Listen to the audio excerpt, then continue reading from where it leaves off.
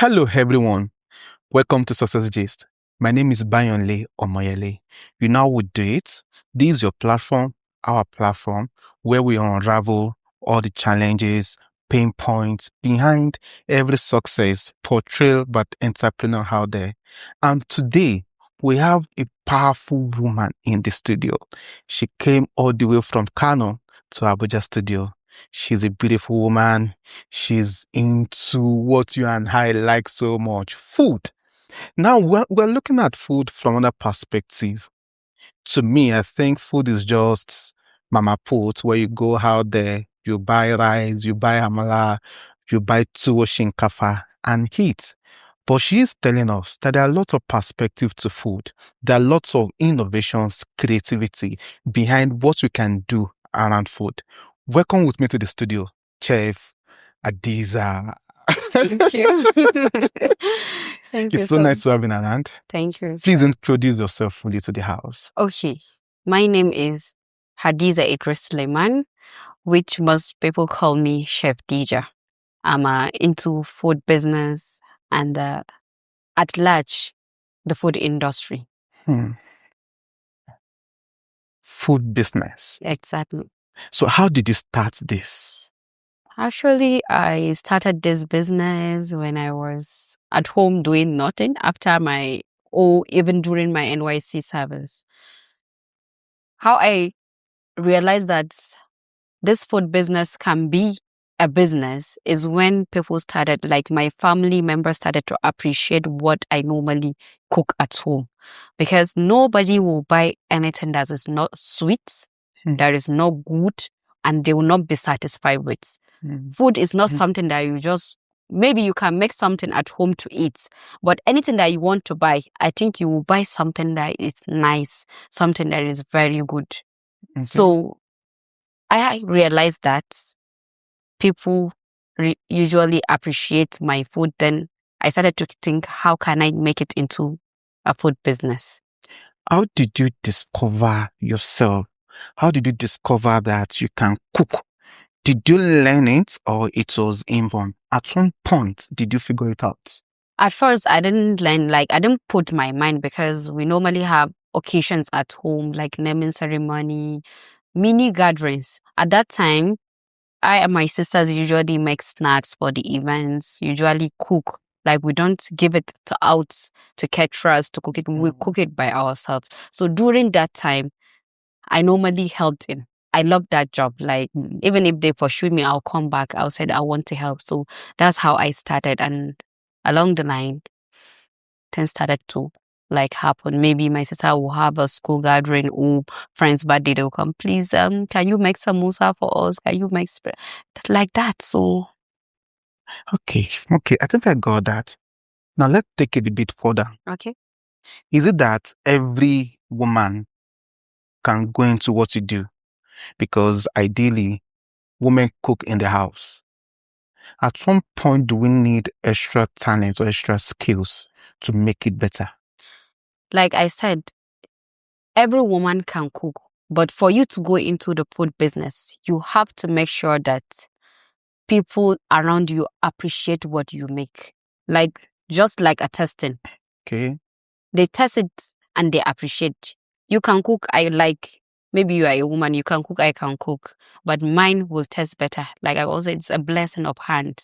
Yes. That's why when this one cook and the other person cook, it's normal. I can give you same recipe, same everything, but it usually turns out like the other person is better than the other person's food. Okay. Exactly. So let's take it a bit further into Dija. Can you tell us about it? How you started and where you are? Okay, like I said earlier, I started it at home when I realized that I have that blessing. So I channeled into YouTube channel, find out what am I going to do different. I started with snacks, spring roll and samosa, because that time that's what people usually order. So I decided to come in with something different, unlike the other way people usually used to do their own snacks. Mine is crispy. And it doesn't contain a lot of oil, because oil is not good, especially for the elderly people. cholesterol. So try that way, failed, try it again, failed, until I realized that even if you wake me up from sleep and ask me, Dija, make samosa for me, I will sharply do it for you without even thinking twice. So then there is one shop in front of my house, the house I'm married into. So I asked the person that, can I please be bringing it, even if it is 20 pieces, so that people coming in to buy drinks can be able to buy it. He said, okay, no problem. So we started like that. Then I realized again that I need people. I need to tell the world that I have started this business. I asked my sister also, like, how will I join organization? At that time, that's the only thinking that comes onto my mind, because I need to go in where people are so that I can give them what I usually make. Let them test. I know I have confidence in whatsoever I make, because I've already do my experiment and find the final result. So she finally introduced me to one organization which I registered. Gradually, when there is any meeting, when there is any event, I take it for free. Exactly. Wow. I'll do it for free without them even asking. I'll take it to that place. I said, oh, who make this samosa? They'll collect my number. Then the next thing, I want this. That's how I grew. Eventually, I reached a state that I don't even have time to take it to that shop again. Wow. Wow. You have said a lot that are very insightful. You know, you mentioned that you failed 2 times. We are coming to those failures. Okay. Then you clearly mentioned that you do pro bono services. Then another thing that is very important you mentioned is you do tasting for people. Exactly. This now begs my question. Okay. If I don't have money to do all of that, do you think I'll be able to achieve it? And if that is my strategy? For your own case, like I always said, you can't wait for someone to help you with money. As far as you're healthy, you can walk, you can talk, you can see, you can work under someone. Did you work under someone? I didn't, because that time I was opportune that my husband usually buy this flour, and things are not expensive as now. I'm able to buy the other ingredient. When I sell, I use the money to reinvest inside the business. So it's just, I think that time, I think I started with 2,000 because I have oil at home. I have flour. You started with 2,000. Exactly. Wow. So what I need is the money to buy minced meats. I have other seasoning. So it's just the minced meats and other vegetable, which that time half kilo of minced meat is 500 naira. So carrot and everything, 500 naira can get that for me. Exactly. And that half kilo can give me 50 pieces of samosa. So you see, if I'm able to, and I used to sell that samosa at that time, 50 naira. If I make that like 20, like 50, I'll put in 30 pieces in the freezer and take the 20 outside. When I sell it, I will use that money again to reinvest into the business. Wow. That's a lot. Exactly. You heard that from Chevadiza. She started with 2,000 naira. Exactly. What are you waiting for? Okay, you made mention that you failed 2 times. Can you please run us through those failures? The failure at that time is not much, because it's something that I will just waste my flour. The kind of samosa I make is not that the one that you just rub in the pan with a brush and get it up. I normally, like, how will I put it? Roll it, make it like a dough, roll it, combine, like put in like 4 layers together. I'll stick them to make it one. Then I'll bake it inside the oven so that it can reduce the water content. Okay. Which makes it crispy. After that, I'll cut it, and you find out, you just do like this. That 4 layers will come out without sticking to each other again. Okay. That's how I normally make my own. So at first, I'm not understanding the techniques. When I do this method, like combine them, they normally doesn't come out the way I am, or I'll just even get 2 out of that 4. So I'll fail again, watch the video on YouTube, realize maybe I should reduce the flour that I sprinkle in between, or I should add oil, or when baking, I should all that mistake. I sit down, realize it, know it myself. So that's what So really you learned on the job and exactly. became better. Exactly. That's a lot. Thank you for coming to the show. I'm grateful At too. some point, can you identify as a turnaround point? When do you think this is successful? I don't want to say when you first make a lot of money, but at some point, can you identify that, oh, my business is successful? At first, I'm not doing this for money. That's what I put inside my mind. So the little I get, I'm contented with it. It usually makes me happy when I went out to that shop and my samosa is sold out. People are enjoying it. Exactly. It means gradually we are heading to somewhere. So the time I found out this is the real thing is when people started ordering 50, 100 pieces. The time I realized that I can't even do it alone. I have to get someone to come and help me. Wow. When was that? I think around Corona time, that is 2020. That time, everyone is closed down. But I'm privileged to be running about on the streets, getting my things to come and do this business again. Wow. So while some people on the lockdown or the coronavirus, you were making money. Exactly. That time I can go and buy half bag of flour from my business. I told you I started with 2,000. That time half bag I think is 7,000 or 5, something like that. So I said, from 1 mudu to half a bag. The trajectory of success. Exactly. Now, how many bags do you produce now? For one event, we can deal with 3 bags. Wow.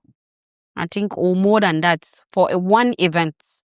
If it's series of events, we can deal with 5 in a week. But not always. Business. Today you laugh, another day your hands can be like this. So that means today you can make money and tomorrow... You chop what you make. Okay, I know I asked you this behind the scene. What difference between what you do and Mama Put? Innovation, vision, creativity. Mostly there is one project that I started 2024 on how we can help these people selling on the road and one selling inside the house. At first, what called our attention is the hygienic part of what they do. Mostly they don't care about that. And like I always said, food is medicine. We have to be very careful what we feed people out there. You can feed someone, eat, later on that person can die. And God will definitely ask you. It's not all about making money. It's about how we treat people's life. That's why I said food is beyond what people are seeing. Food is the real deal. If you can eat proper food, you are 80% away from many diseases. Wow. Exactly. How many times, when doctor will ask you to take medicine, what first sentence did he normally tell you to do? Like the first instruction. Have to eat before you take it. Why will you eat? Is it not medicine? Just take it now. If food is not important. That's deep. So with this quote, I just put it in my mind we need to do more. We in the food industry. So we started to get a questionnaire form, targeted 8 local governments in Kano State. That is the metropolitans. I have my members in my organization. We will go out people around that area. We said, okay, please go out. Anyone you see selling outside or inside, go there. Get this question. Why are they doing this? What help do they need? Look at their environment, assess them. Most of these people selling, you find out gutter around where they're selling food. Inside the house is very dirty. And before a restaurant can get 100 customers, the people selling outside will get more than 100 people eating from them. That's correct. But normally you see these environmental people coming to restaurant, asking that, why are they not focusing on these people? The ones feeding the nation. The mama pool. Exactly. So around that time, I'll come back to your question. We asked them, all they said is that they're doing it for their family. It means no saving, and they are not even thinking of how they can expand this business to another level. They are not thinking of how they can bring creativity. Like, if they are serving inside nylon, maybe the other person selling beside me is serving inside nylon. What will I do to bring more customers to me? Like, put it inside another fancy pack or package it. They don't care about that. How can I sell so that maybe I can feed my children? Maybe I can get money for medicine. We can't even talk about school for their children because they are just doing the business for survival. But me, as a chef now, and alhamdulillah, I don't have that burden on me. I have the time to put creativity, to put the art that people supposed to see in food. I'm able to do that. So this is the difference between me and them. Okay.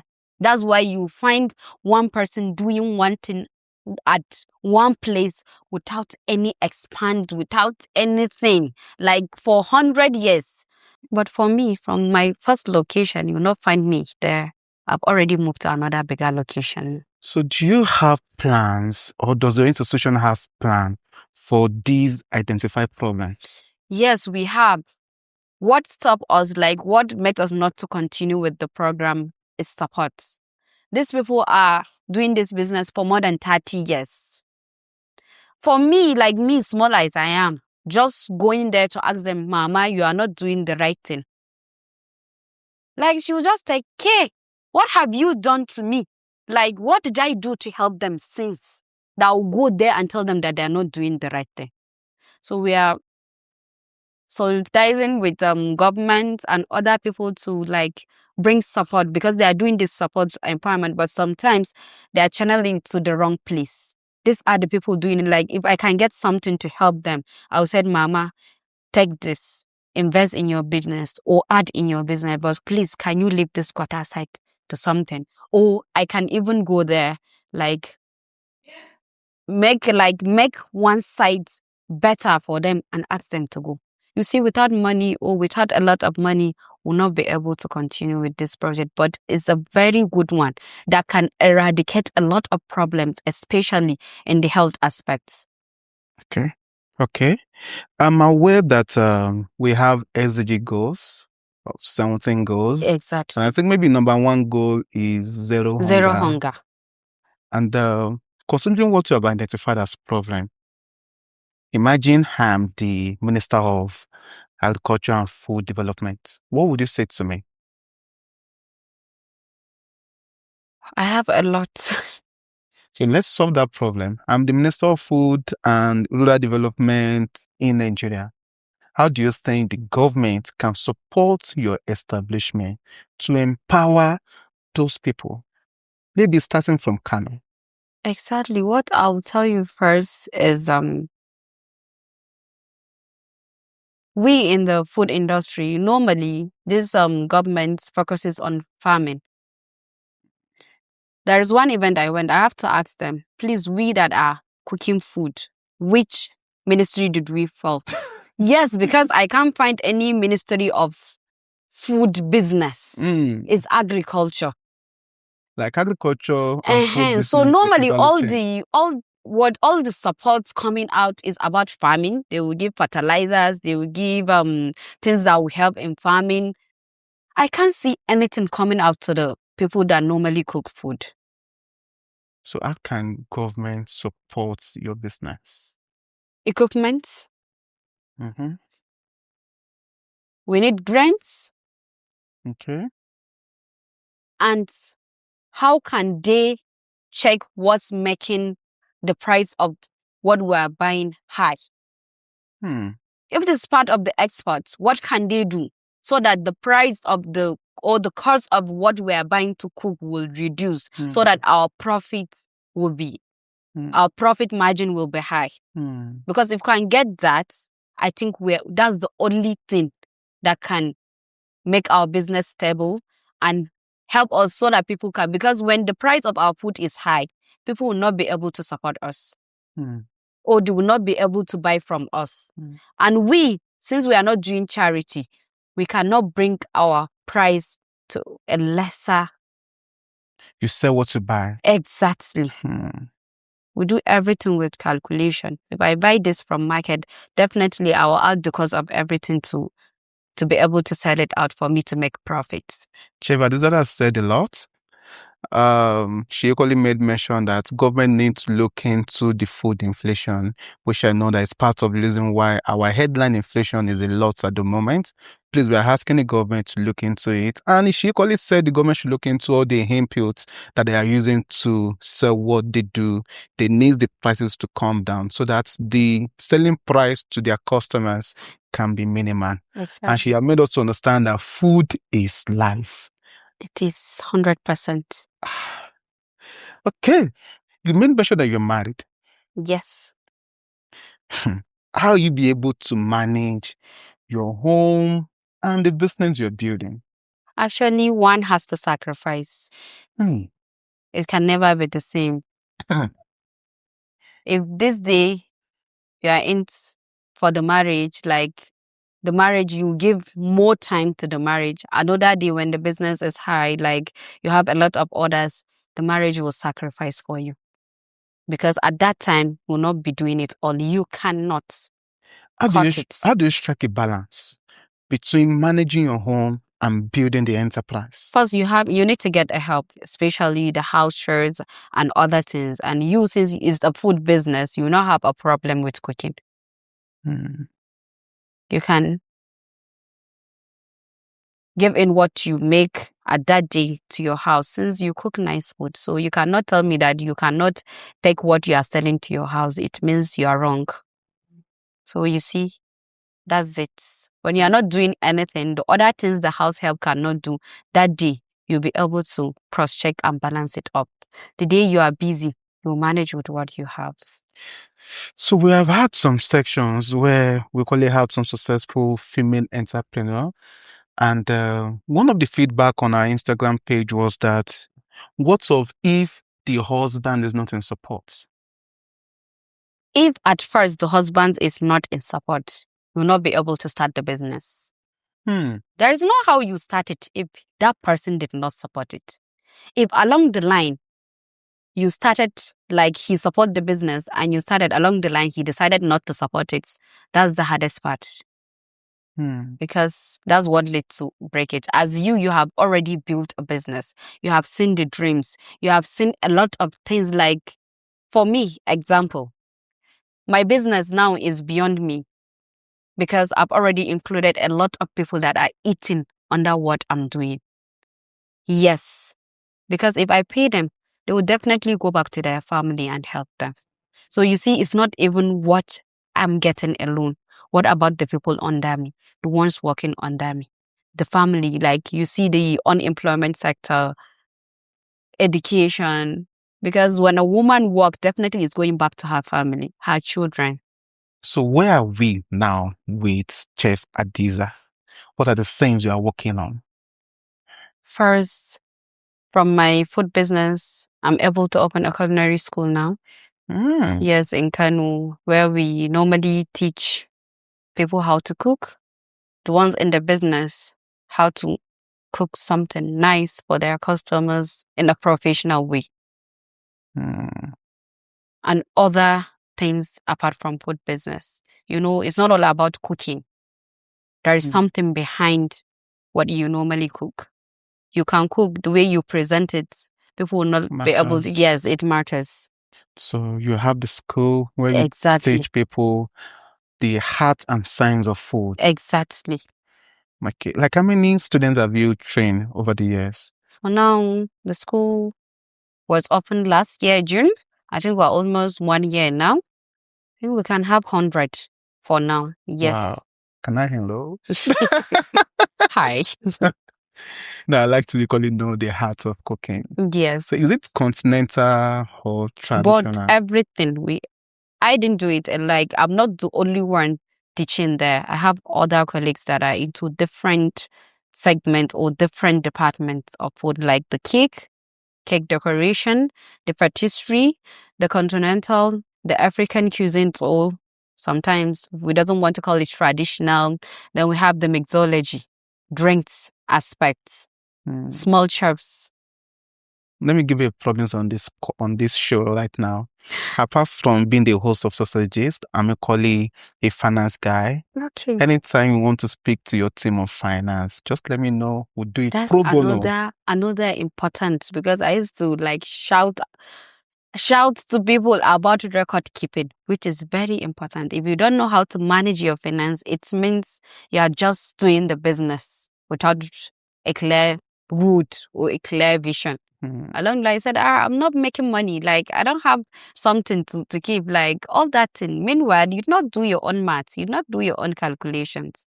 You ask a business owner, like, what's your turnover last year? They will just No. start looking at you like, what are you trying to what are you trying to say?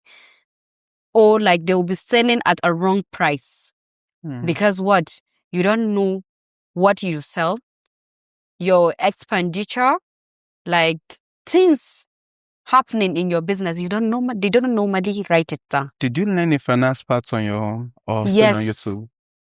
I learn it on my own. Whenever I have an order, I'll open a jotter, write it down. Whenever I go to the market, I'll write it out. At the end of the order, I'll calculate everything that I've spent in the market. Then I'll come and calculate everything that I've sold for that month. If the money from my sales is better than the ones that I've spent in the market, it means I have something remaining. That's my profit. And when the money I've spent in the market is more than what my sales, it means I have to work on my price. So that's how I'm able to understand my business. Until now, I can pay for courses, that I can go to school for all these things, because I realize that knowledge is key. So are you planning to open a branch in Abuja? No. We want you in Abuja. We want you in Lagos. We want you everywhere in this country. Maybe in the future, but for now, I want to focus on Kano on so that it can cover. For Abuja, we have a lot of schools here. That's but correct. For Kano and other northern part of the Nigeria, you hardly find a professional school that normally helps people in the food industry. So that's why I want to focus there. Okay, that's spot on. Thank you so much. Welcome. Chef Adiza. Thank you. What would you say to a Nigerian woman or man that want to start food business? Is to start now. Don't ever look at another person's journey. Everyone has their own script. Yours is yours. So sit down. When you start, that's when you realize whether you have a strength or not. Because when you consult someone at first, that person may discourage your journey. You can say, a lot of people are into this business. Yeah. Just start it. Just go and you may start and succeed. That's it. For me, no one advised me. No one even saw me coming to where I am now. They just see me here because I did not consult anyone. Know who you are. If you understand yourself, it's not everything that you need advice. Because you know your strengths. You know what you can do. If you are the type of woman or person that love fashion, that wants to look good, definitely when you go into fashion side, you'll be able to excel in that side. As for me, I know I love cooking. I never get tired of cooking. And I enjoy people eating. So that's how I realized. You enjoy people eating. Exactly. Let me just cook, then you just eat and compliment. That's what makes me happy. We'll follow you to Kano. Don't worry. Well, thank you so much, Chef Welcome, Adiza. sir. It has been a wonderful section with you in the studio. Thank you, sir. And we have a culture here. Okay. For every of our guests, we always present a gift to them. Nice one. So I want to say thank you so much for being on the Welcome. show. I'm very glad. And Thank you so much. I'm ma'am. very happy for giving me an opportunity to say something here because I know one way or the other, one person may pick something We and pick. excel. Yeah, by God's grace. It has been a wonderful conversation with I'm you. glad. Chef Adiza came all the way from Kano to Abuja studio. Thank you for the passion. Thank you for the commitment. Thank you for bringing this information, your success, your challenges to the hearing of Nigerians and everybody listening to our video right now.